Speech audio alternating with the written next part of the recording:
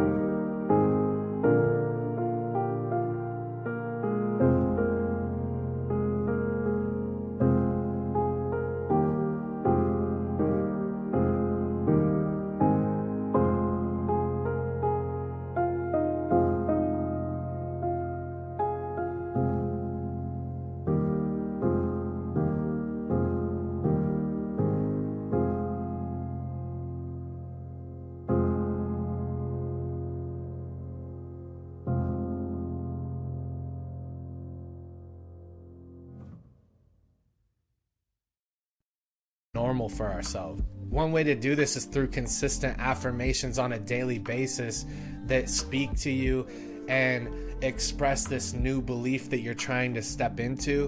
One example of an affirmation that Bob Proctor used for himself throughout his life was, "I'm so happy and grateful now that money comes to me in increasing quantities through multiple sources on a continuous basis." Another powerful tool Bob Proctor believes aids us in shifting our paradigm is called visioneering, where we envision ourselves in the situation where we're being, doing, and having what we truly want in life. An example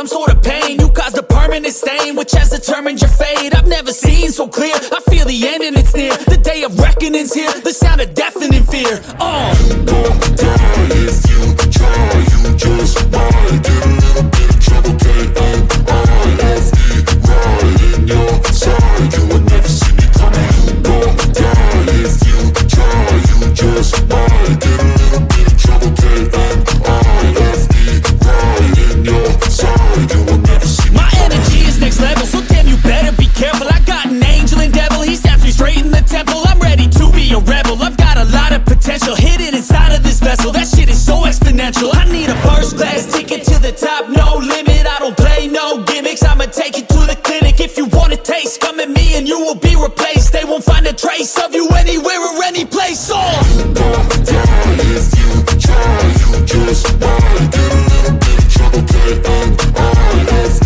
right in your side. You will never see me coming. You don't die if you try. You just might get a little bit of trouble. K-N-I-F-E, right in your side. You will never see me coming.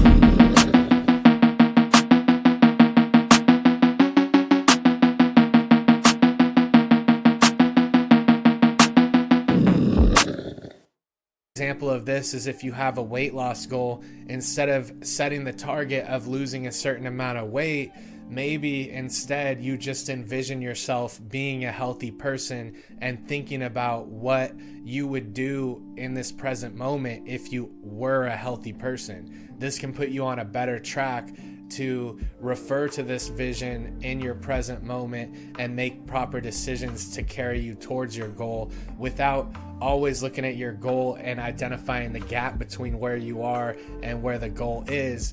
You can practice becoming and stepping into the type of person that would achieve that goal. One of Bob Proctor's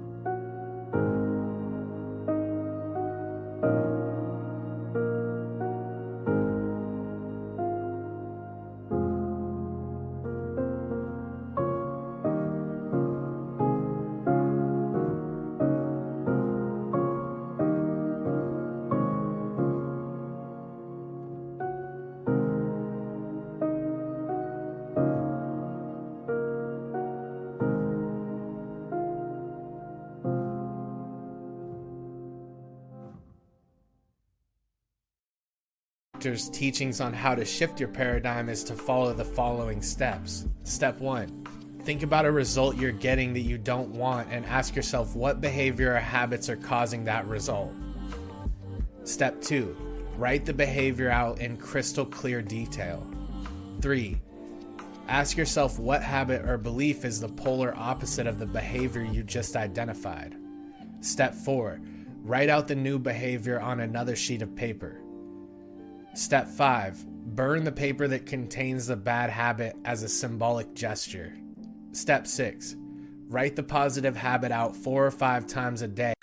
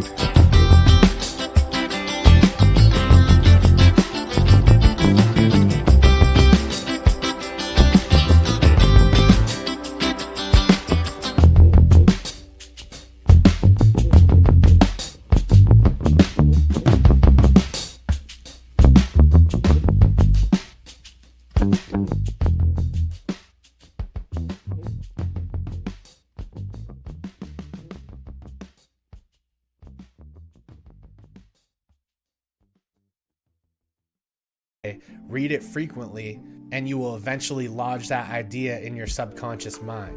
Once this process begins to take root, the bad habit will actually die because of lack of nourishment that you're giving it. This then allows our new belief to take over. He states that this process can feel very uncomfortable at first, and I can attest from experience that it does feel weird at first, and it's hard to actually commit to writing these things down, but once you do, it can have a profound effect on your mentality and how you feel about yourself, and take you to places you can never imagine in life. This concludes our time for today. I just wanted to stop in quick to